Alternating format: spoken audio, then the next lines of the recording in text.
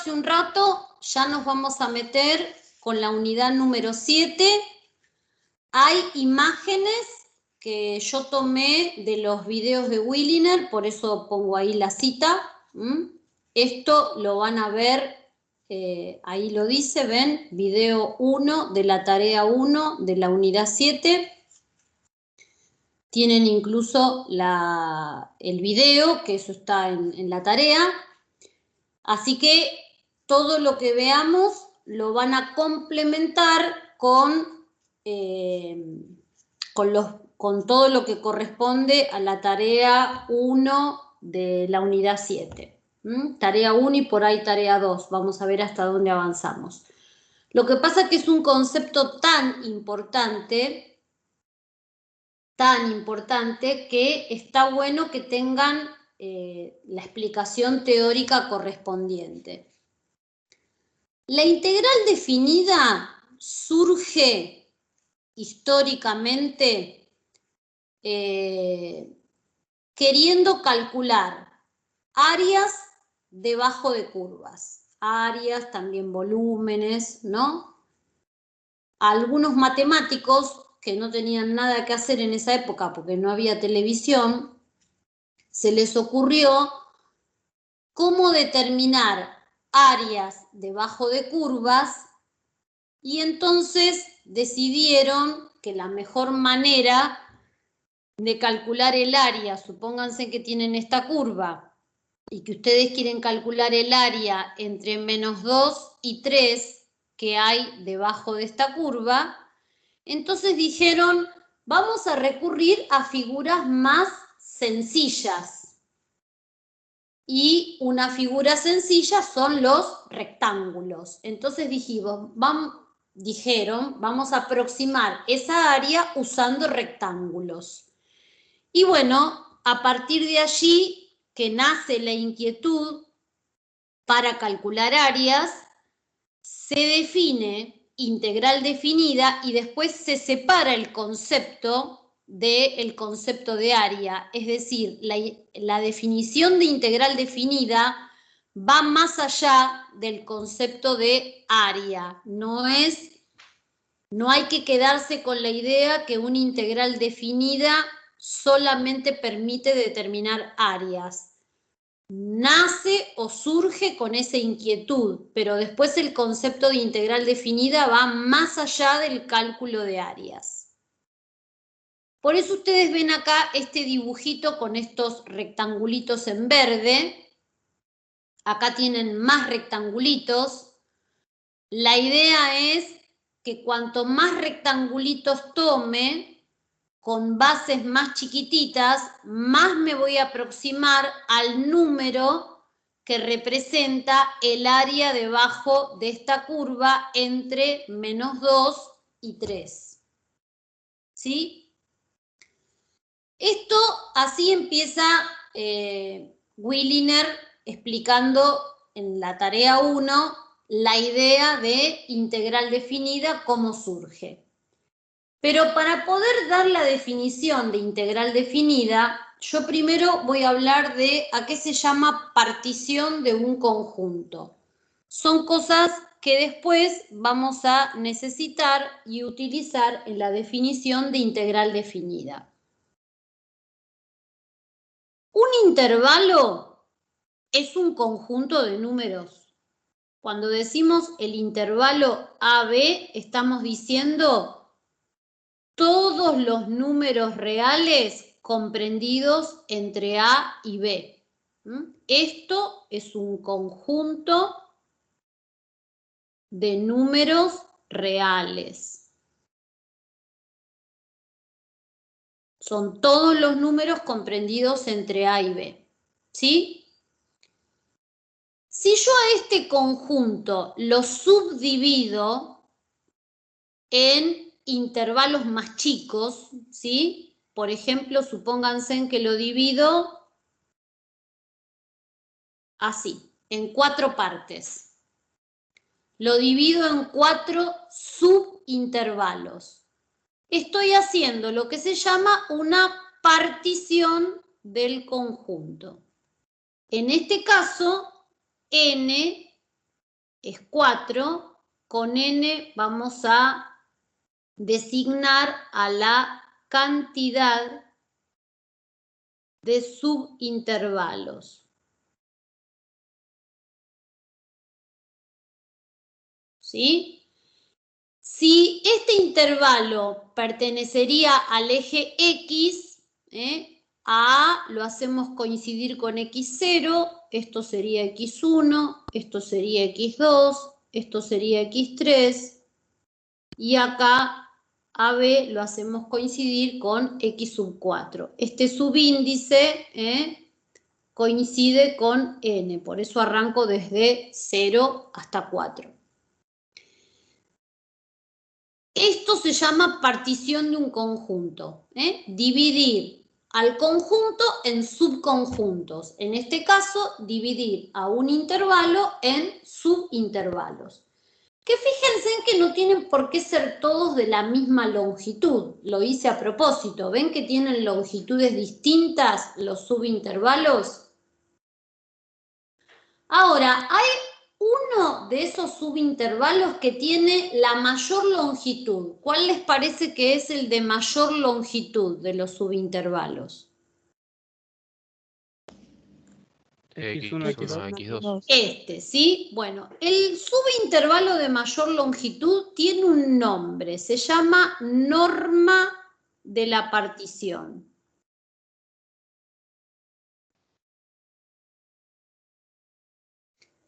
La norma se pone así, con el símbolo de norma es como una doble barra de módulo, ¿sí? Nosotros comúnmente a esto le ponemos un nombre. ¿Cómo llamamos la diferencia entre dos X? ¿Qué nombre le solemos poner? Delta. Delta, delta de X. ¿Está? Bueno, entonces la norma es el subintervalo de mayor longitud. Y ustedes dirán, ¿para qué está diciendo todo esto?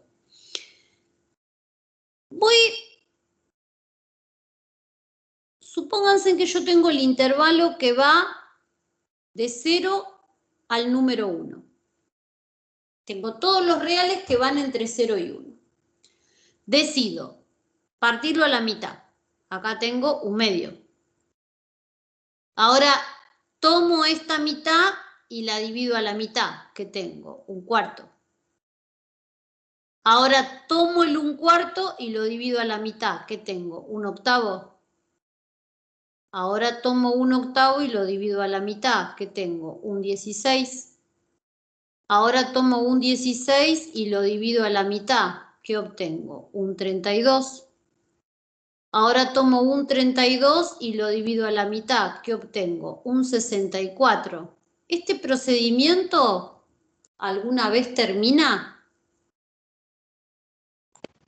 No, es infinito. No. Es infinito. Si yo cada pedacito que me va quedando lo divido por la mitad, voy a obtener una fracción que cada vez es más chica, pero el procedimiento, si tomo un 64 y lo divido por la mitad, un 128. Si tomo un 128 y lo divido por la mitad, y así sucesivamente. ¿Estamos de acuerdo?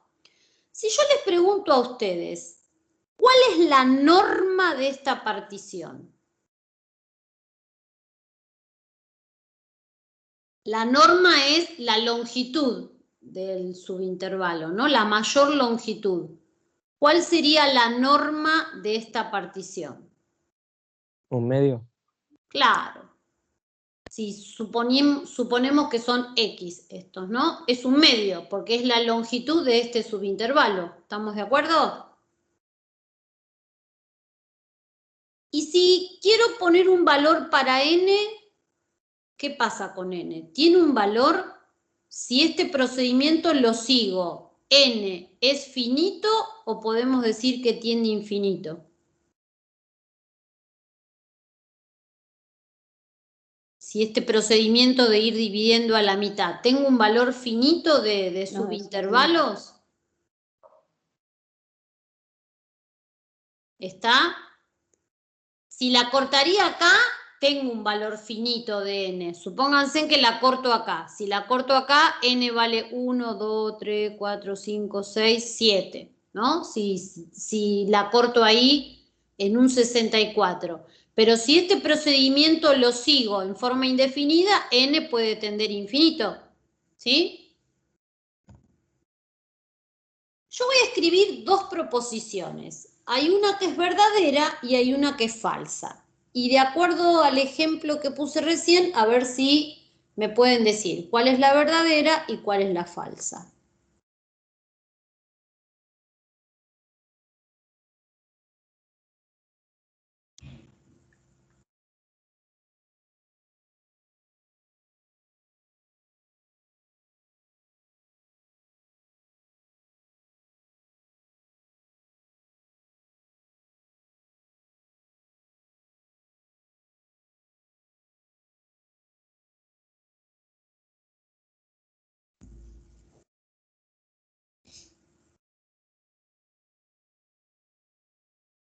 Bueno, ¿cuál les parece de esas dos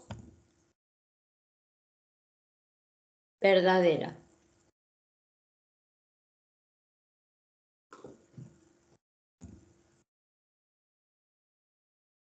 La segunda. Claro, porque la primera, con este ejemplo, está demostrada que es falsa. N tiende a infinito y sin embargo la norma no tiende a cero. Acá tenemos el ejemplo. N tiende a infinito y la norma ¿cuánto vale? Un medio, no tiende a cero. La norma, recuerden que es la longitud del mayor subintervalo. ¿Sí? El ejemplo que les puse recién, n es infinito y sin embargo la norma no tiende a cero porque la longitud del mayor subintervalo vale un medio y ahí se quedó y nadie la mueve. En cambio en la segunda, fíjense en que si el subintervalo de mayor longitud es infinitamente pequeño, imagínense que yo tengo lo mismo de recién, el intervalo que va de 0 a 1. Y yo digo que la norma es el subintervalo de mayor longitud tiende a 0, es infinitamente pequeño. ¿Qué quiere decir eso entonces? Que n tiende a infinito.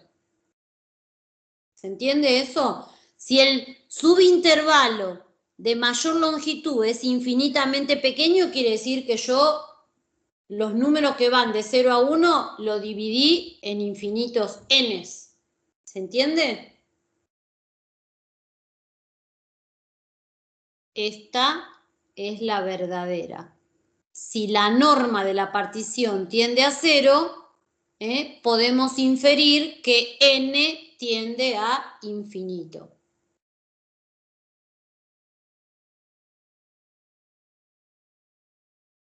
Esto lo voy a usar en algún momento en la definición de integral definida. ¿Sí? ¿Se entiende esto? Sí, profe. Bueno. Vamos acá. Esto también lo saqué del video, ¿sí? ¿Y cuál sería la idea? Yo tengo mi curva, ¿sí? Mi función, y igual f de x, tomada en un intervalo AB. Vamos a poner acá con color. A ver qué color puedo poner, rojo. Tiene que ser rojo. El intervalo AB es el que va de acá a acá. ¿Lo ven? El intervalo AB.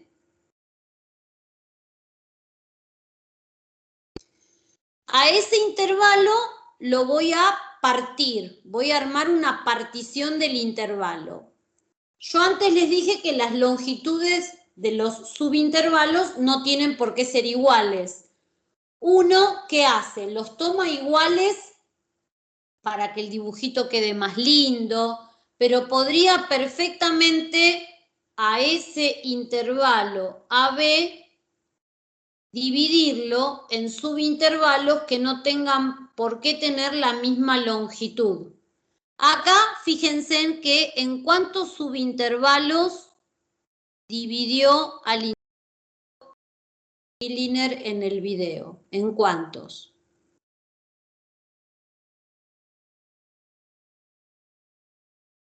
En ese dibujo. 6. En 6. O sea, acá n sería 6, ¿sí? Pero lo generaliza poniendo n. Pero yo podría poner que esto sería x sub 6, digamos, ¿no? Porque lo dividió en 6 partes, ¿sí?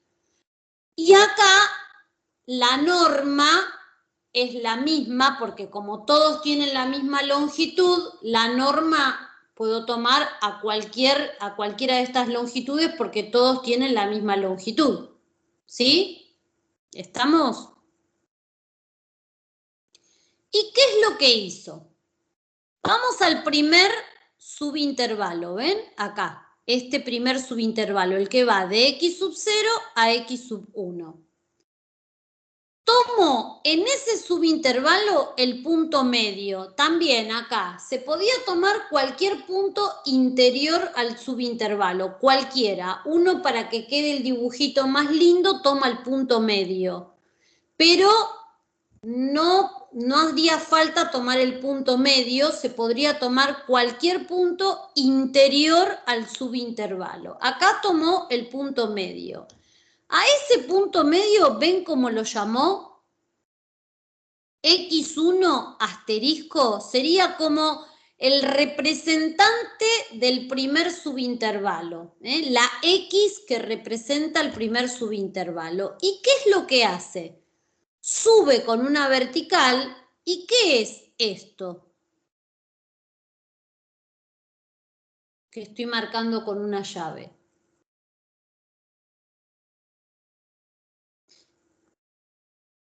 La imagen de ese punto. O sea, F sub X1 asterisco. ¿Sí? Lo mismo hace en los otros subintervalos. Fíjense. Voy al segundo subintervalo. Tomo acá, este punto que lo llamó X2 asterisco. ¿Lo ven? Sube con una vertical y esto es ¿qué cosa? La imagen de ese X2 asterisco. ¿Estamos de acuerdo?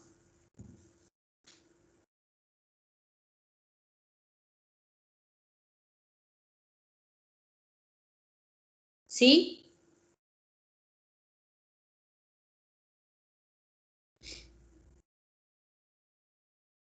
Sí.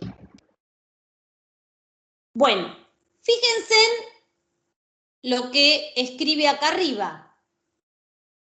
Quiere determinar el área debajo de esa curva. Entonces, esa área la va a aproximar usando las áreas de los rectángulos. Fíjense, si quiero determinar el área del primer rectángulo, es base por altura. La base es la longitud del primer subintervalo, que nosotros lo llamamos delta de x1. Esto sería, delta de x1 sería la longitud del primer subintervalo. Multiplicado por la altura, que es esa llave, que es la imagen de ese punto que representa, ¿sí? Y así sucesivamente hace con los otros rectángulos. ¿Ven que pone delta de x1, delta de x2? No tendrían, en este caso los tomó a todos iguales, pero podrían ser distintos. Si yo hubiese hecho esto, fíjense en que esto hubiese sido delta de x1 y esto hubiese sido delta de x2 y tendrían distintas longitudes. Pero el área del rectángulo no cambia, va a ser la base multiplicada por la altura. ¿Ven? Delta de x1 por la altura, delta de x2 por la altura. ¿sí? Si ustedes observan en el dibujito, hay como una parte que sobra, pero se compensaría un poquitito con este pedacito que no está incluido en ningún rectángulo. Lo mismo acá, ¿ven? Esta parte sobra y compensa esto que no está en ningún rectángulo. Esa es un poco la idea, que la suma de todas las áreas de los rectángulos aproxima el área bajo la curva. Cuando tenemos una suma cuyos términos tienen el mismo formato, se puede escribir esa suma con el símbolo de sumatoria. Este es el símbolo de sumatoria. La sumatoria de todas esas áreas de cada uno de los rectángulos que en forma genérica le ponemos delta sub xy por f sub xy asterisco, ¿sí? Y esa y va desde 1 hasta n. Esto sería el X que representa el primer subintervalo, la X que representa el segundo subintervalo y esto sería la X que representa al subintervalo enésimo, que en nuestro caso sería 6 por ese dibujo, pero ya poniéndolo general sería el intervalo genérico. El símbolo de sumatoria se puede poner cuando todos los términos tienen el mismo formato. Y se dice esto, y acá viene lo que voy a usar. Si, fíjense, voy a ir, para hacer este paso, voy a pasar a algo de GeoGebra.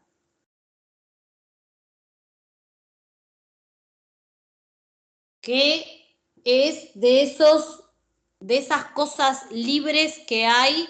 Igualmente la autora es Laura del Río, ahí la cito, no soy yo la que armó este Apple.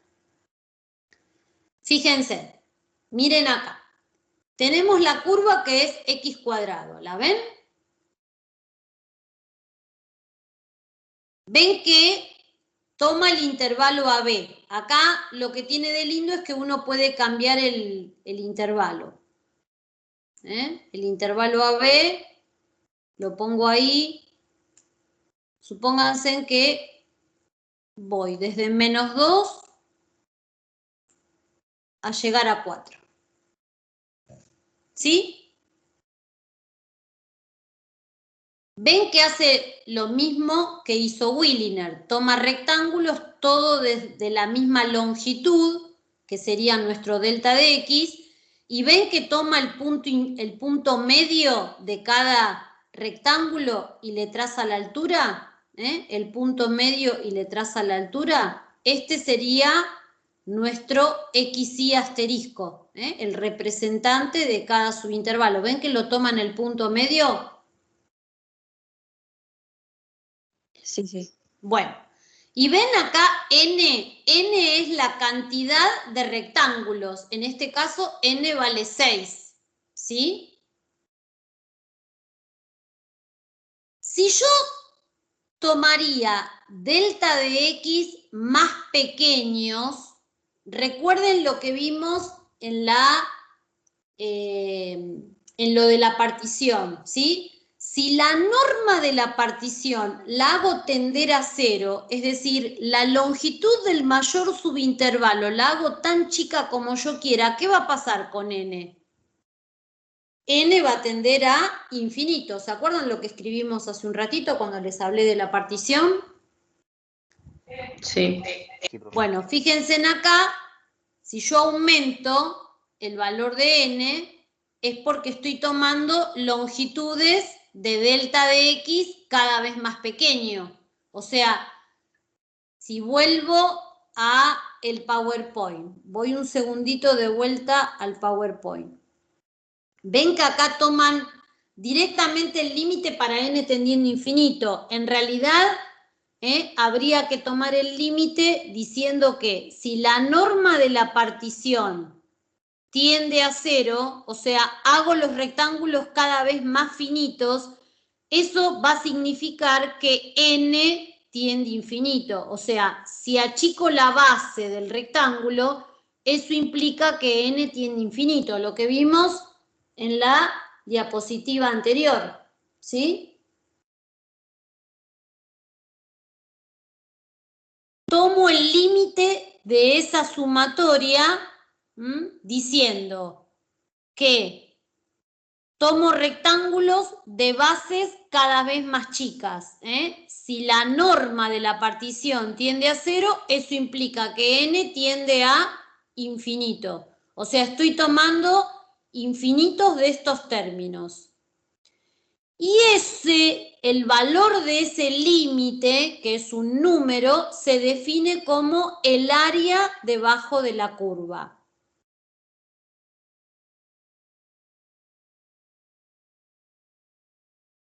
¿Sí? Voy acá, vuelvo al GeoGebra.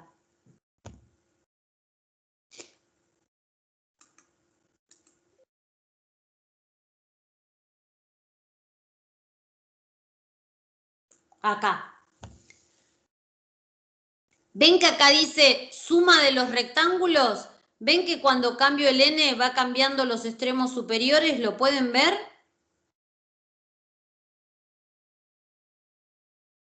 Y ven que acá pone altura por base. ¿Qué quiere decir altura por base? Lo que nosotros escribimos como f sub xy por el delta de x, que acá lo escribe, ¿lo ven? F sub xy por el delta sub xy. Y a medida que n tiende a infinito, ese número se va aproximando cada vez más a la verdadera área. Incluso lo pueden ver gráficamente.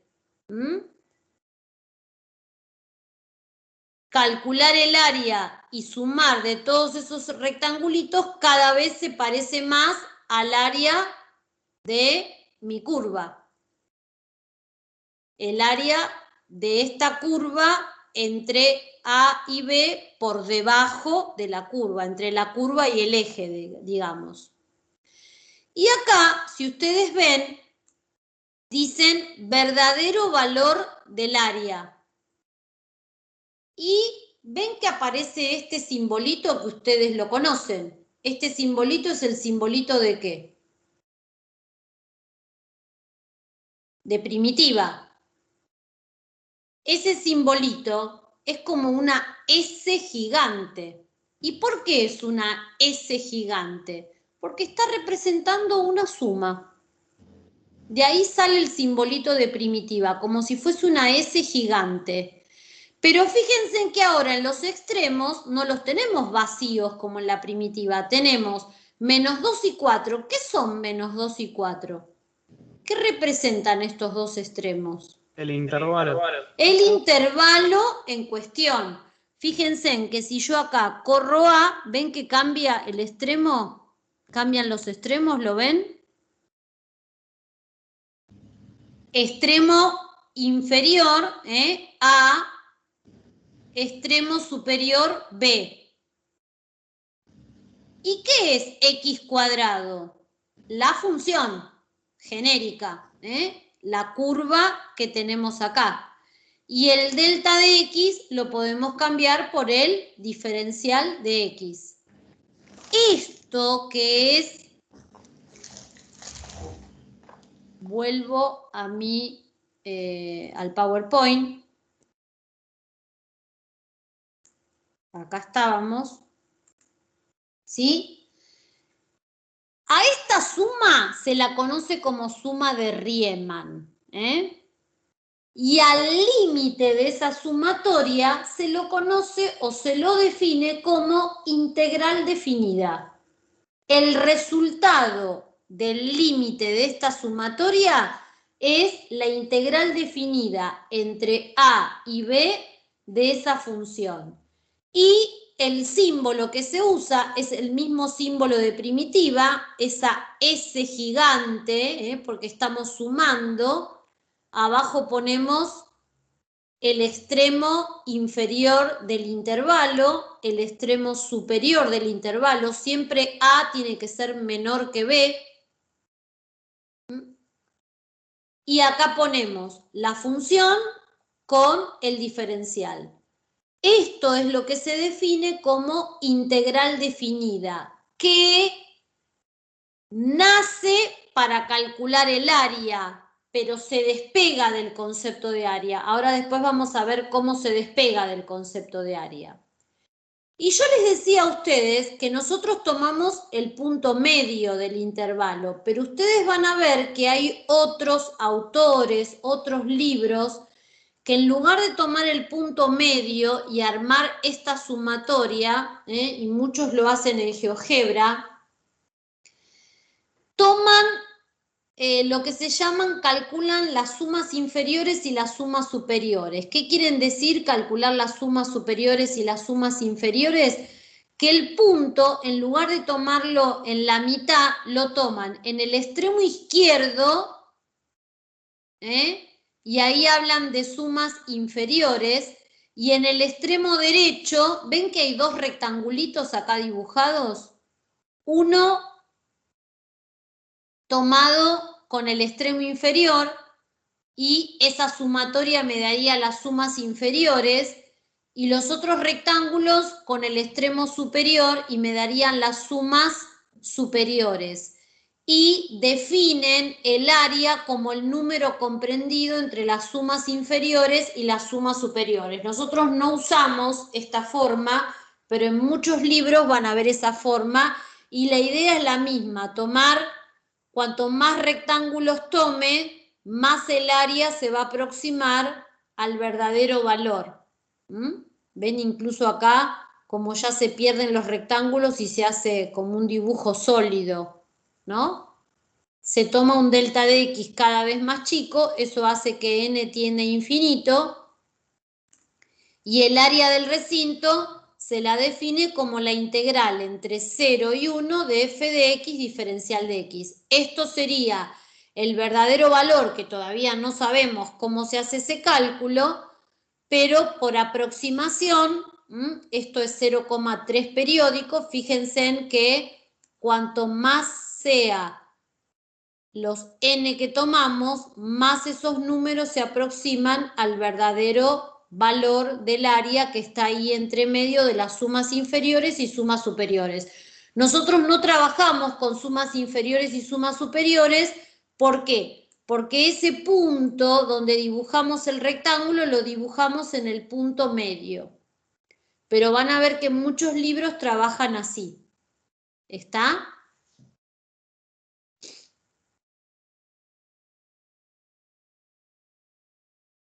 Y esa suma, como dice acá, se las conoce como sumas de Riemann. A esta sumatoria se la conoce como sumas de Riemann. Tanto si tomo el punto en la mitad como si lo tomo en el extremo inferior o en el extremo superior. ¿Me van siguiendo? Sí, profe. Estos links les quedan en el PowerPoint, ¿no? Como siempre, porque los puse ahí en el Power. Les quedan en el PowerPoint, ahí en las flechitas. ¿Estamos?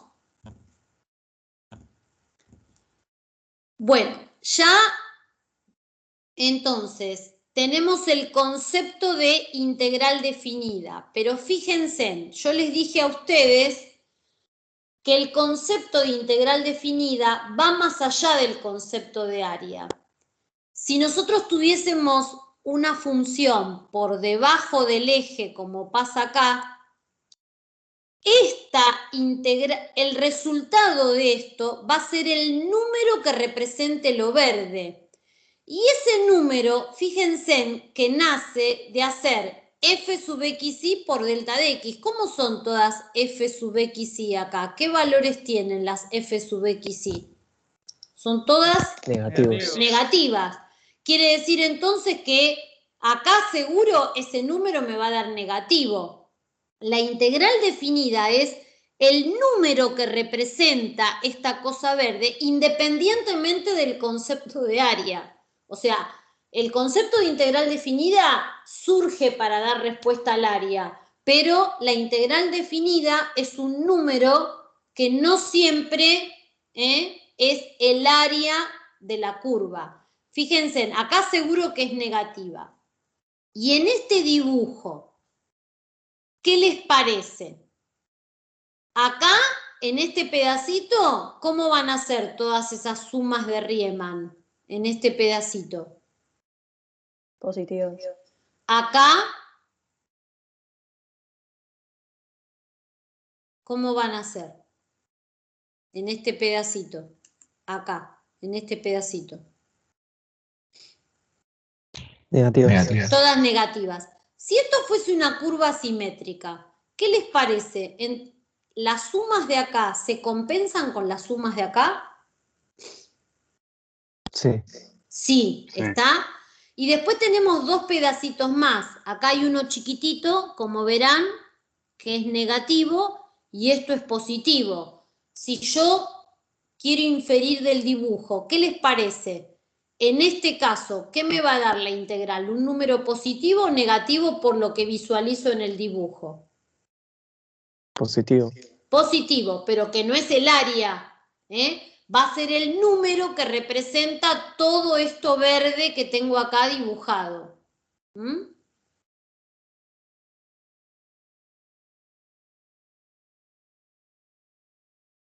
¿Estamos? Y sigo avanzando. Y, profe, Sí. si fuese igual de ambos lados, daría nula la Sí, definida. ahora vamos a ir con ejemplos concretos. Acá lo mismo, ¿ven? Esto sería un número positivo, esto sería un número negativo, y este pedacito también sería positivo. Si yo calcularía, por lo que ven en este dibujo, la integral entre A y B de esta curva, ¿qué les parece? ¿Va a dar un número positivo o negativo, por lo que observan ahí en el dibujo? Positivo. Y es más fuerte lo positivo que lo negativo, va a dar positivo, pero no es el área ese número. Está representando este sombreado, pero que no es área. El número no termina siendo el área. Y, profe, con la imagen podemos saber más o menos si va a dar positivo o negativo. Y sí, pero por ahora es así, por argumentos geométricos. Ya después vamos a ver que va a haber métodos algebraicos para calcular eso, pero por ahora solamente es una cuestión intuitiva. Vamos a ver acá, intuitivamente. Bueno, yo ya me adelanté y puse... ¿Tiene sentido si yo tengo la función seno entre 0 y 2pi? ¿Les parece a ustedes, por lo que ven en el dibujo, que tiene sentido que la integral entre 0 y 2pi del seno de x valga 0? Sí. Sí, porque se compensan. Se compensan, o sea, si yo armo la sumatoria acá y armo la sumatoria acá, van a tener los mismos valores positivos, pero negativos se compensan y esa integral me está dando 0. Ven que no es el área, es la integral definida entre 0 y 2pi de seno de x, diferencial de x, es 0. Por ahora intuitiva. ¿Qué les parece ahí? Si tuviésemos la integral entre menos pi y adentro del integrando tenemos la función coseno, ¿también les parece que daría 0 eso?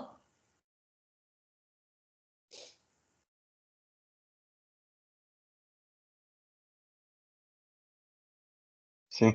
Y sí, porque estas dos partes negativas forman esta positiva, ¿no? Por la simetría de la función coseno. Sabemos que estas sinusoides son simétricas, ¿no? Vamos a algo más fácil. Si tengo una lineal, la función identidad, la bisectriz del cuadrante, entre menos 2 y 4. Acá ya podríamos hacer cálculos geométricos. Si quiero determinar el número que representa esto verde, ¿qué harían?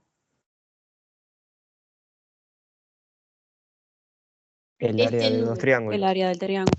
El área del triángulo, ¿sí? Pero considerando los signos, no sería el área, sino haría menos 2, ¿no? ¿Qué es esto?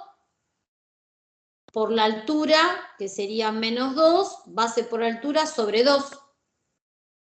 ¿Sí o no? Si quisiéramos respetar, ahora nosotros al delta de x, ¿lo consideramos negativo o siempre lo consideramos positivo al delta de x? Porque yo voy a ir de acá a acá. Delta de x lo tomamos positivo, no negativo. Es una medida.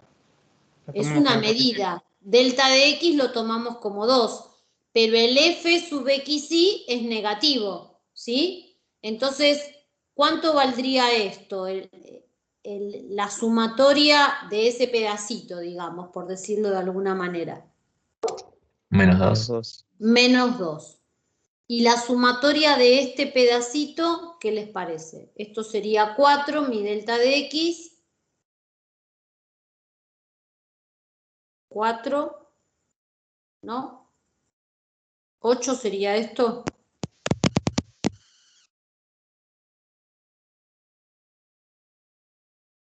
Entonces, ¿qué les parece? ¿Cuánto daría la integral, no área, la integral entre menos 2 y 4 de x diferencial de x usando argumentos geométricos? ¿Qué les parece? ¿Cuánto daría? 6. 6. 6, ¿no? 6.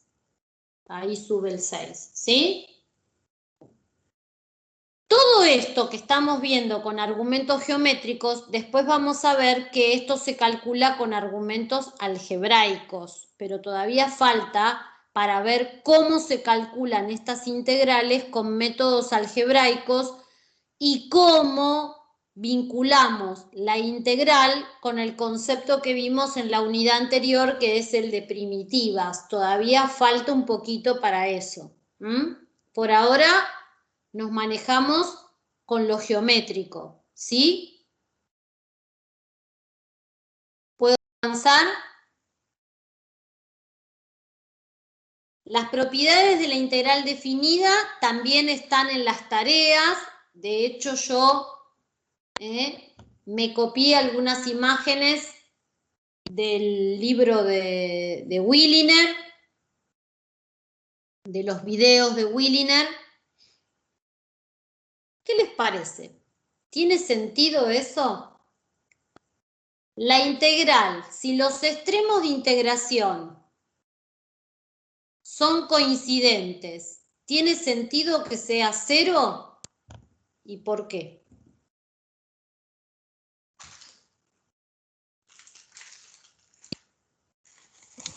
El delta sería 0 también. Claro, el delta de x está valiendo 0. No tengo intervalo. Si no tengo intervalo, eso vale 0. ¿Estamos?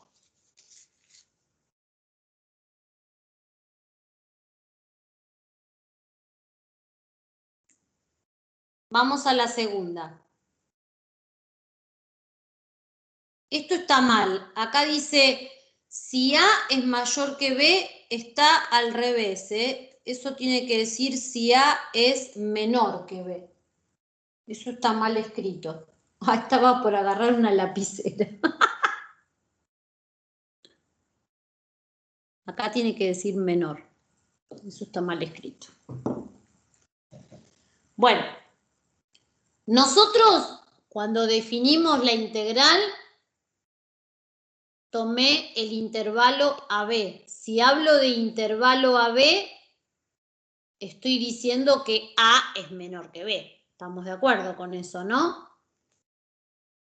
Y cuando hablamos del delta de X, es B menos A. Por eso delta de X es mayor a 0. ¿Estamos de acuerdo? Eso sería esto. ¿Qué pasa si invierto? Si invierto los extremos, delta de X pasa a ser negativo. Y entonces aparece un menos en la integral. Si invierto los extremos de integración, este menos es porque el delta de x pasa a ser negativo.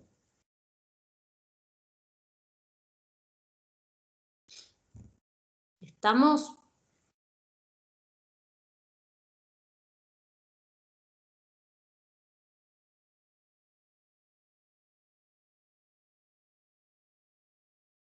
Sí, profe. Tercer propiedad. ¿Esta propiedad les recuerda algo? ¿A qué Sí, a propiedad? la de primitivas. Claro, toda constante podía salir fuera de la primitiva. Bueno, acá, si en esas sumas, yo a todos esos términos los multiplicaría por un mismo número, ese número lo puedo sacar de factor común y lo puedo sacar fuera de la sumatoria.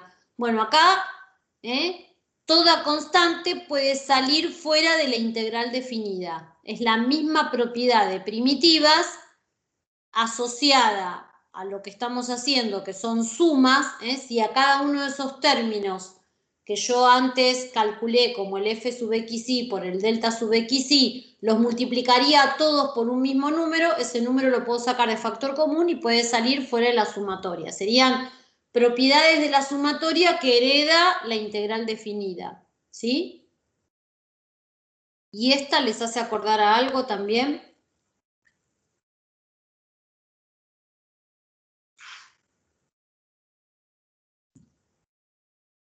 A la otra de la primitiva. A la otra de la primitiva. La primitiva se podía distribuir a sumas y restas, lo mismo con la integral definida. Fíjense en que estamos sumando rectangulitos, es lo mismo sumar por un lado, por otro, o sumar por separado, o restar, ¿no? Que es lo mismo. No sería lo mismo si tuviésemos producto o cociente. Esta propiedad se llama propiedad aditiva de los intervalos. Voy a hacer un dibujito acá complementario. Tenemos el intervalo AB y nuestra función f de x. ¿Qué es lo que hacemos? Tomamos un punto C interior al intervalo, ¿ven? Esto quiere decir esto que está escrito acá. Un C perteneciente al intervalo. ¿Y qué hacemos? Partimos la integral, calculamos esto por un lado, que sería la integral entre a y c de f de x diferencial de x, y después esta por otro, la que va de c a b. La suma de estas dos me da la integral entre a y b. ¿Cuántos c podría tomar? Infinitos, basta que el c sea interior al intervalo. Podría no solamente tomar un C, sino varios C, pero siempre tiene que ser interior al intervalo. Y haríamos de A a C sub 1, entre C sub 1 y C sub 2, y de C sub 2 a B. Puedo partir a la integral en cuantas integrales quiera. ¿Estamos? ¿Se entendió? Sí, sí, sí. Bueno. ¿Lo ven el dibujito o borro esto que escribí acá?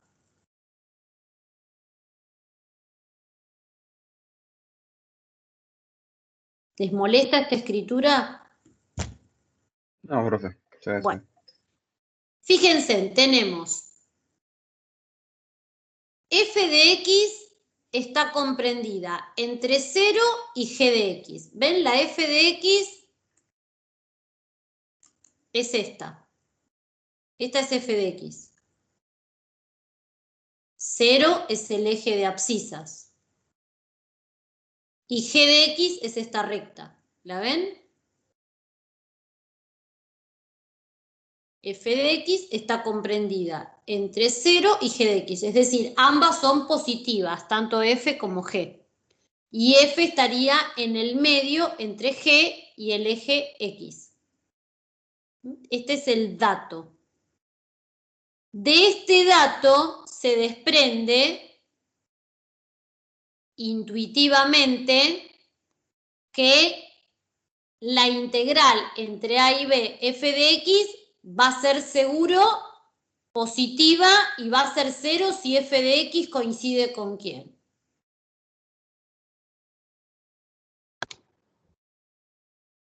Con el eje, ¿no? Ven que acá ponen 0 menor o igual, si f de x es exactamente el eje de abscisas va a valer 0, si no, un número positivo. Lo que antes habíamos intuido, ¿se acuerdan?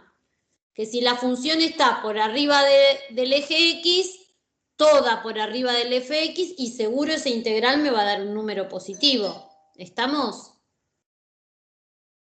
Ahora, ¿qué les parece? Si comparo la integral entre a y b y de f de x y la integral entre a y b de g de x, ¿qué les parece con esos números? ¿Este número va a ser más chico o más grande que la integral entre a y b de g de x? Más chico. Más chico, se va a seguir conservando esta desigualdad, siempre que sean positivas, ¿no es cierto?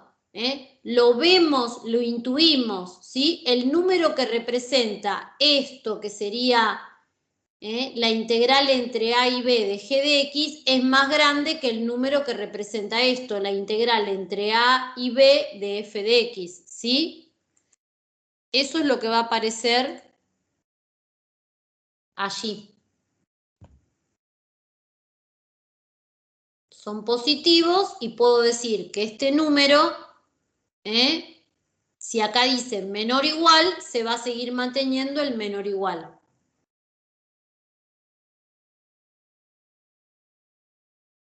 ¿Estamos?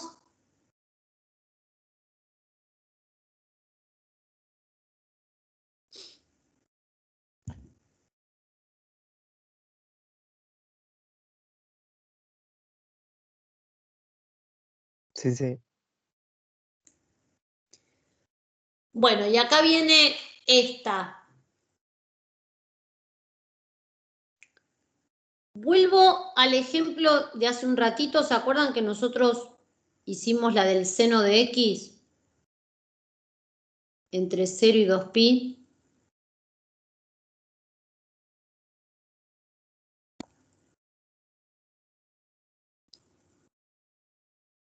Si yo, en vez de calcular la integral del seno de x, yo le pongo el módulo a seno de x, cuando uno le pone el módulo a una función conocida, por definición de valor absoluto, lo positivo queda igual. ¿Y qué pasaba con lo negativo? Poníamos lo opuesto. El módulo de seno de x tiene este dibujo que estoy haciendo acá. Esto sería módulo de seno de x. Esperen que lo voy a poner con otro color.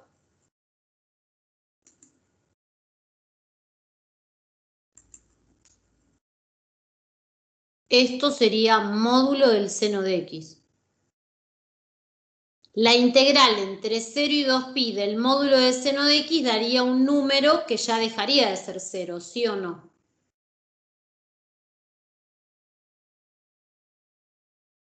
Esto daría este número violeta. ¿Estamos de acuerdo? Sí. Ahora, si yo hago esto, miren, voy a poner otro color. Vuelvo a dibujar seno de x.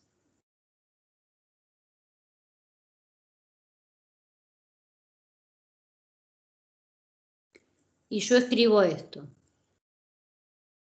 Adentro sigo dejando seno de x, pero pongo las barras de módulo afuera. ¿Esto cuánto me va a dar? Esto dijimos que daba cuánto intuitivamente. 0. 0. ¿Y el módulo de 0? 0. 0.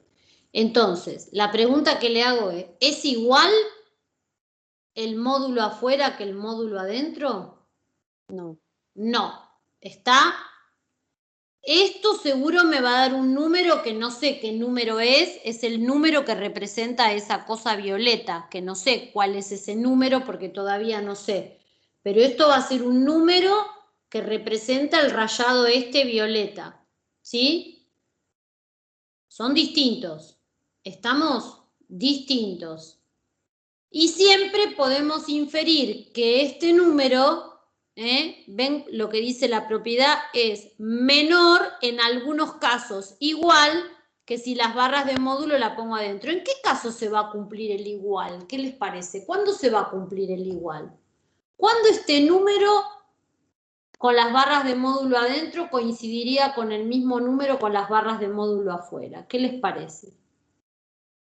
Si yo acá en vez de calcular la integral entre 0 y 2pi, la hubiese calculado entre 0 y pi,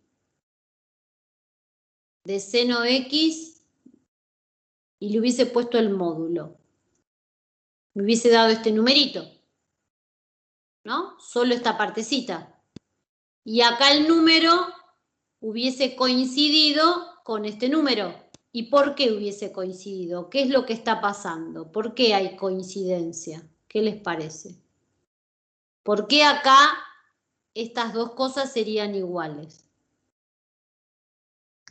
Porque es la parte positiva de la función. Porque es la parte positiva, ¿está? Entonces, este número me da positivo, por más que le ponga la barra de módulo, va a seguir siendo el mismo número. El problema es cuando tenemos partes negativas. Entonces, por eso está el igual, porque en algunos casos particulares el igual se cumple. Pero en general, poner las barras de módulo afuera implica que el número que vamos a obtener acá es menor o igual que si las barras de módulo la tengo adentro. Acá se los mostré con este ejemplo. ¿Sí? ¿Lo entienden eso?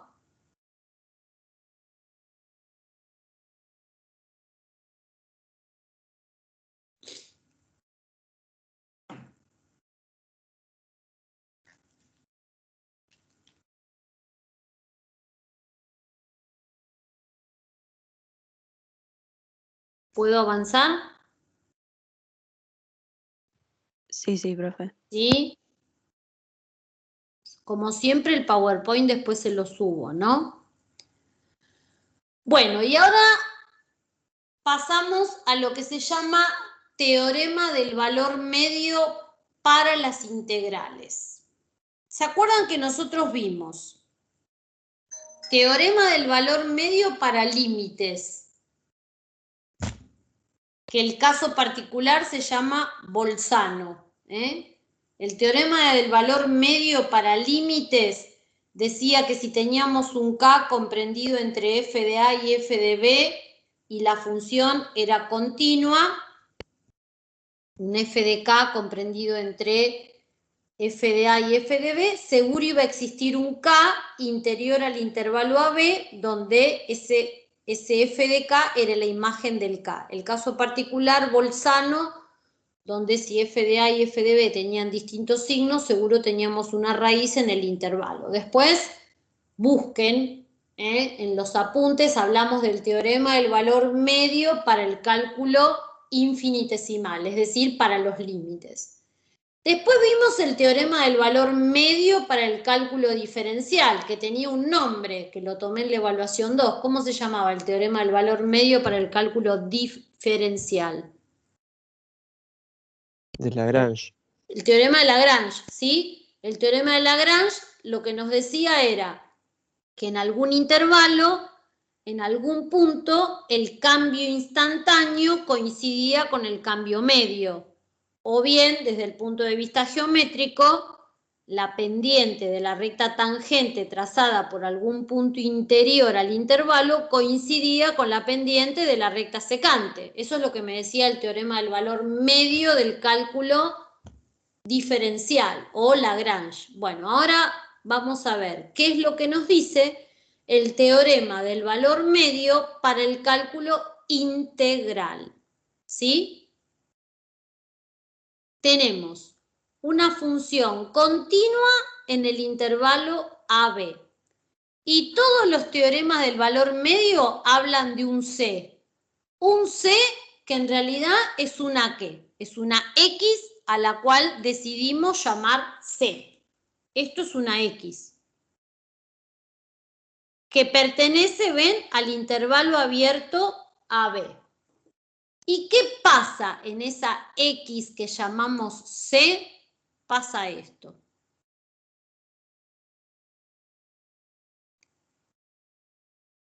La imagen de esa X la puedo calcular haciendo esta cuenta. Es decir, la integral entre A y B de f de x diferencial de x, que es un número, dividido b menos a. También esto se podría escribir de esta manera. 1 sobre b menos a por la integral es lo mismo, ¿no? En un caso está escrito como producto, en otro caso está escrito como cociente. Esto sería la diferencia entre los extremos de integración, b menos a. Esto se conoce como el valor medio de la función f. F es la que tengo adentro del símbolo integral en AB.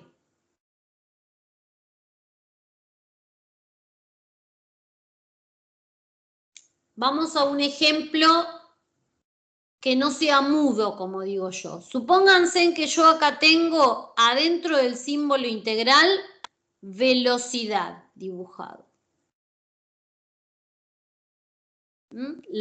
Esto es la función velocidad, que va de 0 a 4, qué sé yo. Si yo calculo, aplico el teorema del valor medio, acá me quedaría 4 menos 0. ¿Qué es lo que estoy calculando? V de C. Esto se llama valor medio, en este caso sería velocidad media, porque la función que tengo acá dentro es velocidad, en el intervalo AB. Ese es el nombre que recibe esto.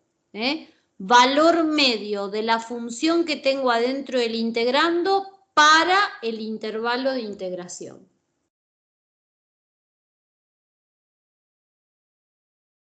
Es una definición que tiene una interpretación geométrica.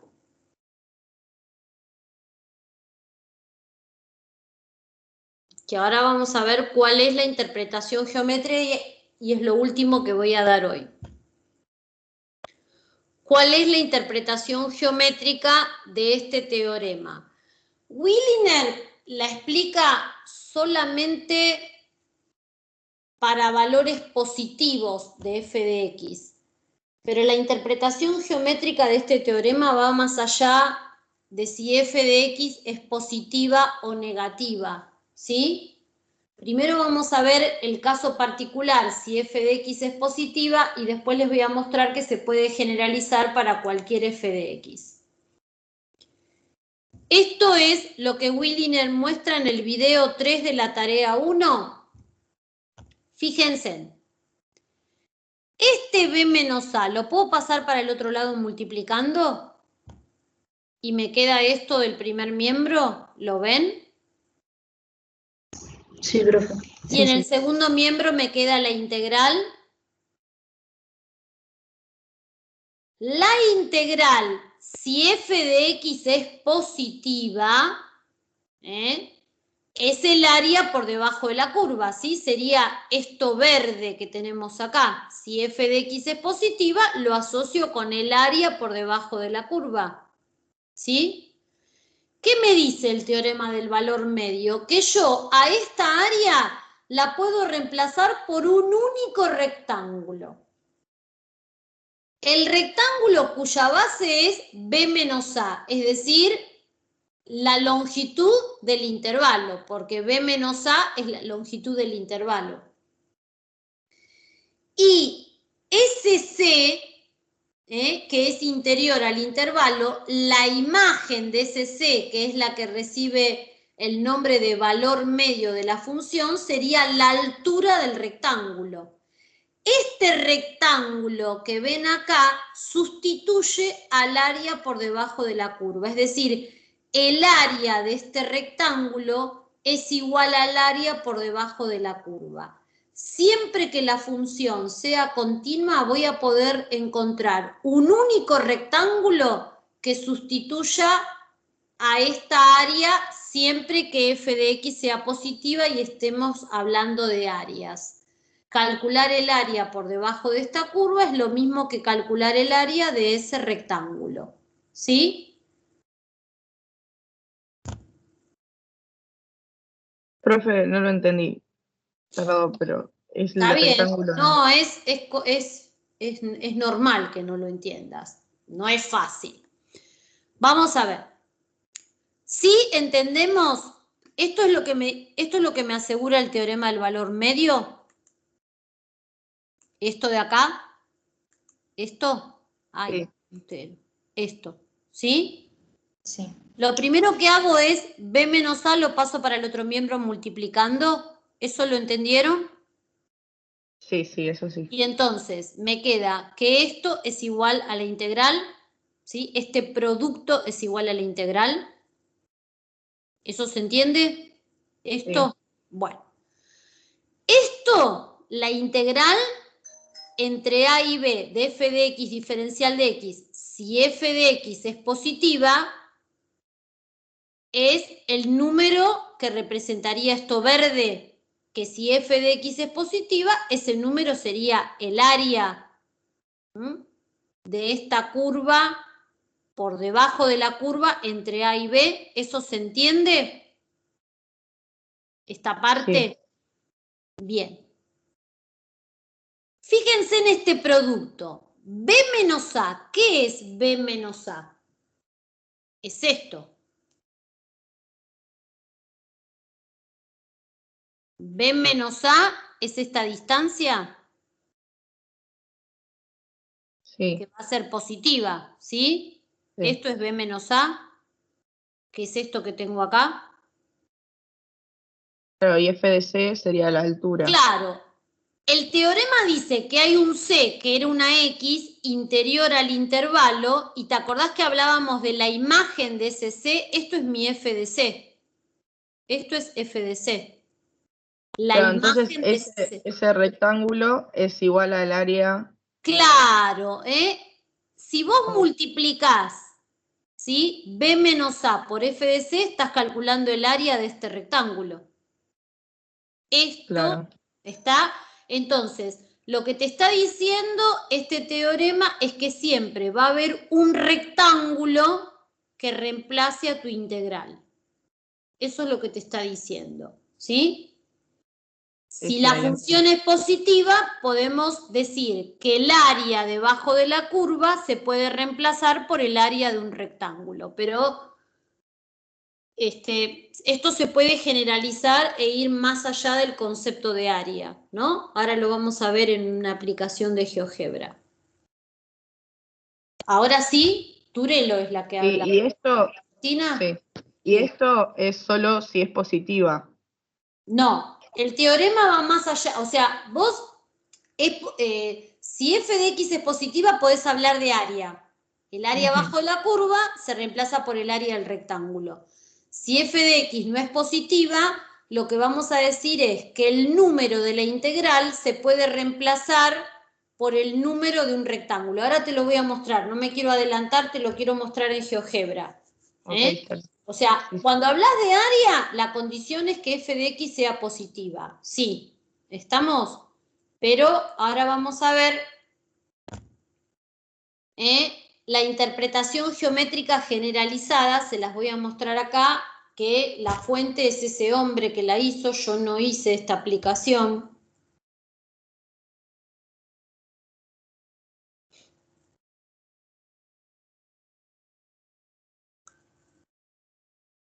Miren, a ver, acá puso esta función, menos 0,5x cubo menos 5x cuadrado más 2, que es la función que está ahí graficada, ¿sí? Yo puedo, si quiero, cambiar la función acá. Voy a poner x cuadrado. Más fácil. Ahí me la dejó cambiar, ¿sí? X cuadrado es siempre positiva, ¿estamos de acuerdo? Está siempre por arriba del eje. Acá pasa lo mismo, yo puedo correr A y correr B, ¿ven? Que es el intervalo de integración.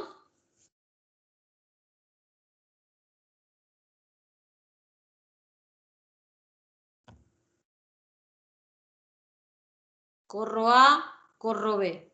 ¿Ven que cuando corro A y B se mueve esa crucecita verde? ¿Ven que la crucecita verde es otra? ¿La pueden ver? Sí, profe. Sí, Esa crucecita verde, ¿qué estaría representando? ¿Un qué? la C opuesta. ¿Es un punto o no es un punto?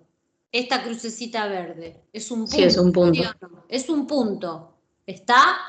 Es un punto que tiene dos coordenadas, ¿sí? Una coordenada, no voy a poder escribir acá si no habilito mi pizarroncito. ¿Me bancan un segundo que habilito el pizarrón para poder escribir en el GeoGebra?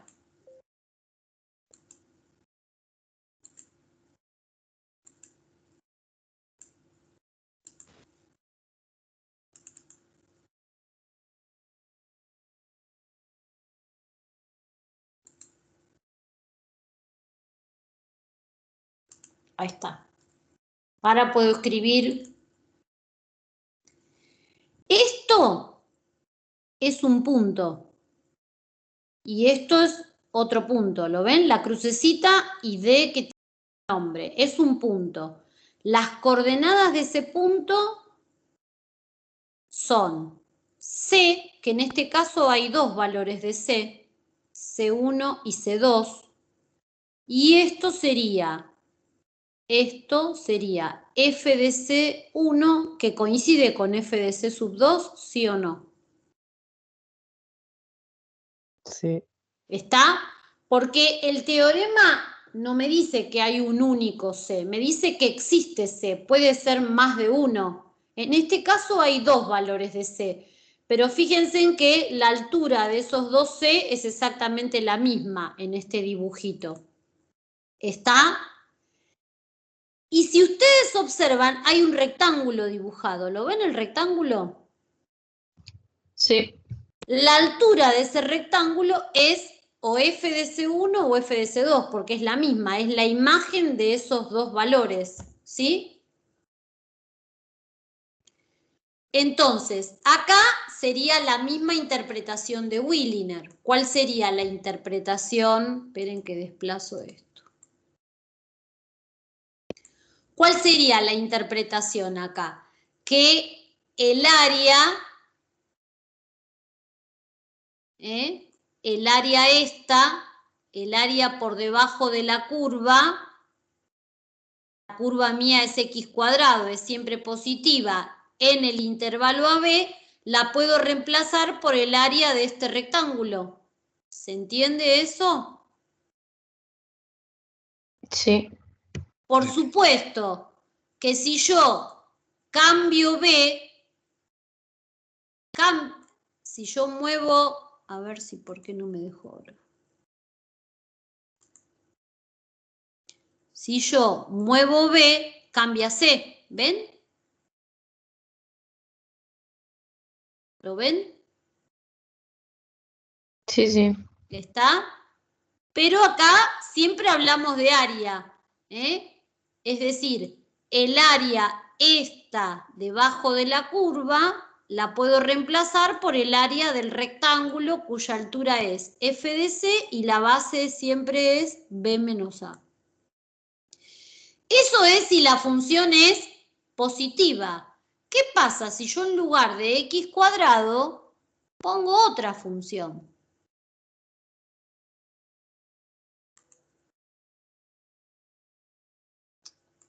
Acá voy a borrar x cuadrado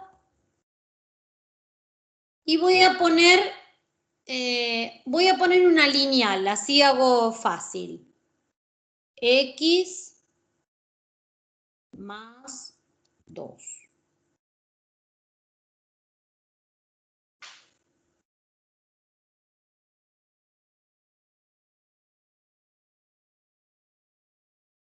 ¿Se acuerdan que hace un rato? A ver, voy a poner X, no X más 2. Así recuerdo algo que hicimos hace un ratito. ¿Se acuerdan hace un rato que yo había tomado en menos 4, creo, o era en menos 2? En menos 2, ¿no? Y este iba a 4, ¿puede ser? ¿Se acuerdan? Sí, así. ¿Hicimos Sí, esto? así es, profe. Sí. ¿Sí? Que lo calculamos intuitivamente y dijimos que daba 6. La integral entre A y B, ¿se acuerdan de esto? Esperen que borro esto, así puedo volver a escribir en este. ¿Se acuerdan que hace un rato habíamos dicho que la integral entre menos 2 y 4 de x diferencial de x con argumento geométrico nos daba 6? ¿Esa integral era área? No. No, no era área. ¿Está? No era área.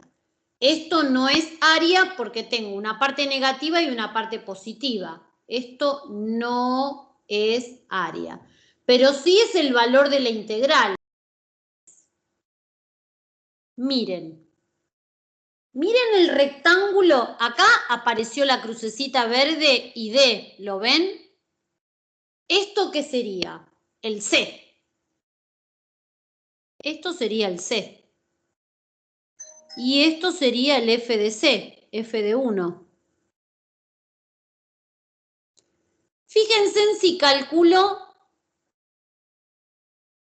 esto, que sería B menos A, que sería en este caso 4 menos menos 2, ¿no? Esto es B menos A, porque esto sería B y esto sería A.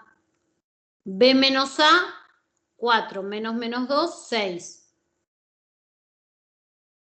Por f de C, que sería f de 1, que es 1.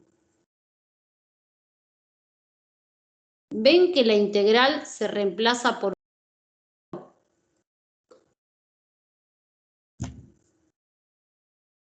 Siempre hay un rectángulo que reemplaza a la integral definida.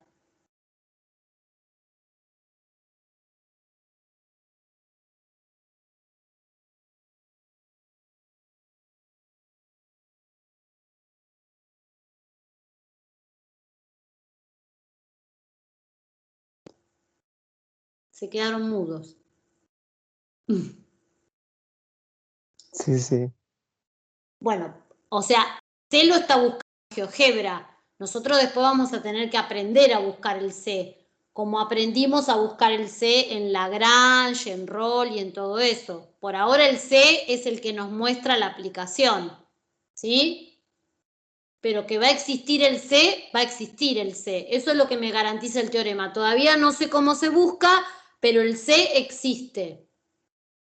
¿Sí? Profe, Claro.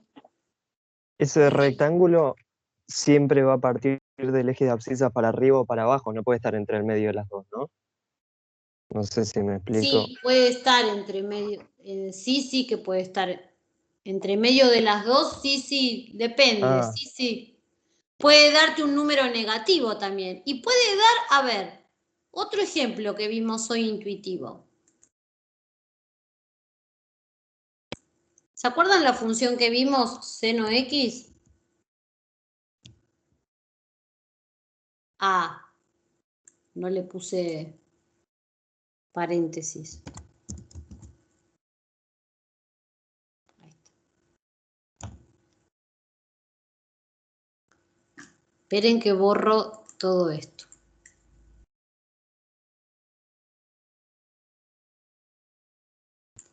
¿Entre qué valor y qué valor habíamos visto seno de x? ¿Se acuerdan? Entre 0 y 2pi. Sí. O sea, a lo tengo que poner en 0. Y b en 2pi, que sería justo acá, ¿no? Ahí. ¿Cuánto daba la integral entre 0 y 2pi? 0. Intuitivamente. Cero. Bien. La integral daba 0. Fíjense en dónde está el c. Porque este d está representando el c. Está ahí. C. ¿Lo ven? ¿Cuánto vale f de c? 0. C está en pi, ¿no? Vale 0. Acá no hay rectángulo. O sea, el C existe, ¿sí? Pero no lo ven. ¿Ven que no hay rectángulo, que hay un segmento? Porque la altura de ese rectángulo pasó a ser 0. Pero no estoy contradiciendo lo que estoy diciendo, porque B menos A sería 2pi menos 0. Esto sería 2B menos A por f de C. Lo que pasa es que f de C da 0. Entonces voy a poder reemplazar a la integral definida por este producto, pero este producto no tengo rectángulo en este caso porque f de c es 0. Todas intuiciones por ahora, pero...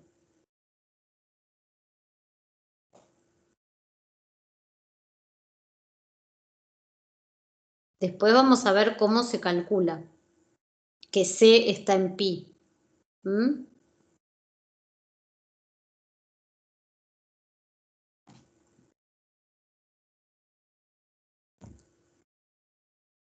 Si cambio A,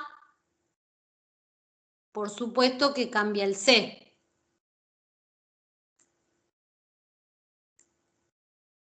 Bueno.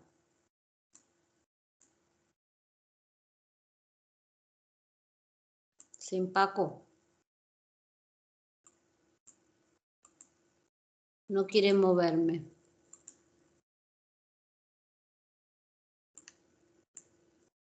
Bueno, si le gustó quedarse ahí. Ahí sí, ahí lo mueve. Miren. Miren si me paro ahí. ¿Qué les parece? La integral, ¿es positiva o es negativa? Fíjense, esto sería la parte positiva. Y esto negativo. ¿Qué les parece? ¿Lo negativo es mayor o menor que lo positivo? Mayor. Es Mayor. mayor. Quiere decir que la integral me va a dar un número negativo seguro. Bueno, miren el rectángulo. Esto verde es el C al igual que esto. Acá aparecen 12. ¿Ven que la f de C es negativa? Yo a esta integral la puedo reemplazar por el producto de B menos A multiplicado por el f de C. Y ese producto me va a dar negativo, pero no estoy hablando de área. ¿Se dan cuenta? Siempre va a haber un rectángulo que si yo multiplico la base, que es B menos A, por la altura del rectángulo, que es el f de C, que reemplace a la integral definida.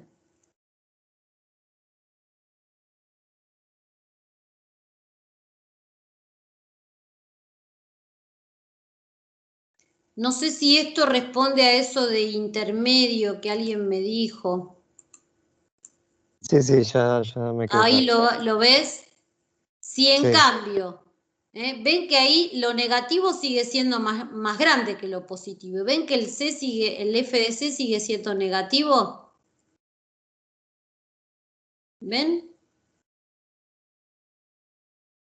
Va a llegar un momento que se hace 0. ¿Cuándo se va a hacer 0? Cuando estas dos partecitas sean iguales. El f de C va a ser 0. Si corro, ven que empieza la parte positiva a ser mayor que la negativa, el f de C es positivo.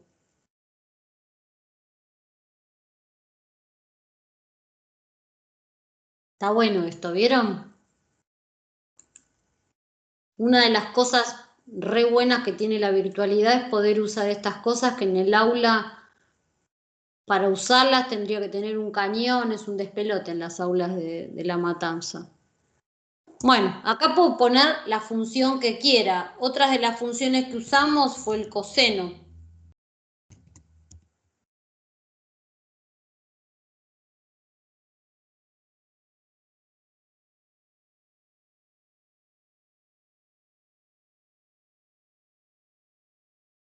¿Ven? Miren, si yo tomaría entre esos dos valores, es todo negativo, no hay dudas. La integral entre a y b del coseno de x sería el número, este número que es todo negativo. ¿Y ven que el f de c es negativo?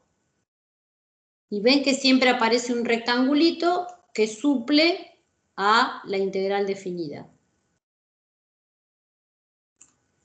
Acá habría dos valores de c, pero el f de c es el mismo, ¿ven? ¿Se acuerdan que habíamos tomado entre...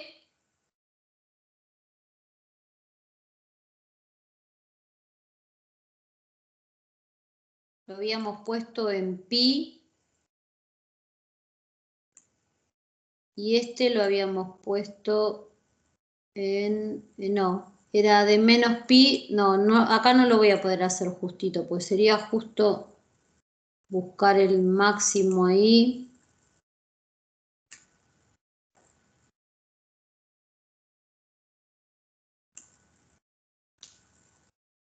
Ahí sería que habíamos puesto entre menos pi y pi, habíamos dicho que la integral valía 0.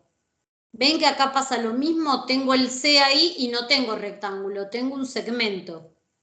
El f de c vale 0, que reemplaza toda esa integral.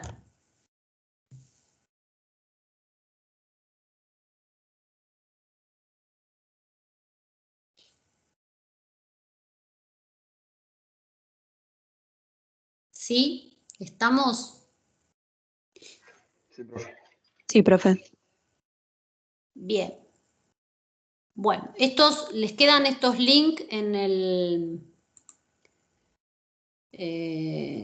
cuando yo uso esto, estoy escribiendo la pantalla, ¿sí? No estoy... Las escrituras no les van a aparecer, eso sí.